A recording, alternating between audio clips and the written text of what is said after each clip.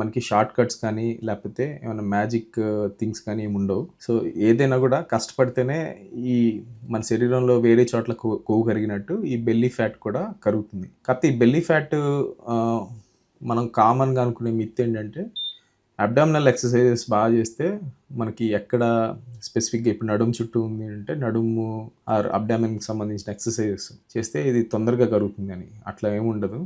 So ఓవరాల్గా మనం exercise calorie deficit డైట్తోనే మనకి ఇది సాధ్యం. ఈ బెల్లీ ఫ్యాట్కి నార్మల్ వేరే ఏరియాస్లో ఉన్న ఫ్యాట్కి వచ్చేసరికి డిఫరెన్స్ మనకి ఈ బెల్లీ ఫ్యాట్ ఎక్కువయ్యే కొద్దీ మనకి మెటబాలిక్ ప్రాబ్లమ్స్ అనేది ఎక్కువ చూస్తాం. అంటే ఫర్ ఎగ్జాంపుల్ ఈ నడుము కొలత ఎక్కువ ఉన్న వాళ్ళలో షుగర్ కానీ ఫ్యాటీ లివర్ కానీ లేకపోతే హార్ట్ ప్రాబ్లమ్స్ కానీ ఎక్కువ అయ్యే అవకాశాలు ఉంటాయి. సో నార్మల్గా మేల్స్లో 1 or 2 సెంటీమీటర్స్ కంటే ఎక్కువ ఈ నడుము ఉంటే మనకి వాళ్ళకి మెటబాలిక్ ప్రాబ్లమ్స్ రిస్క్ చాలా ఎక్కువ ఉంటుంది. అలా ఫిమేల్స్లో 88. ఈ నడుము భాగంలో మనకి ఈ ఫ్యాట్కి మనకి ఇన్సులిన్ రెసిస్టెన్స్ అలాగే ఇలాంటి హెల్త్ హ్యాజార్డ్స్ ఆర్ ప్రాబ్లమ్స్ అనేది రీజన్ అనమాట. కంప్లీట్గా ఏ పర్టికులర్ ఎక్సర్సైజ్ చేస్తానో లేకపోతే పర్టికులర్ ఫుడ్ తింటానో పర్టికులర్ డైట్ చేస్తానో ఈ నడుము భాగంలో ఫ్యాట్ అనేది కరగదు.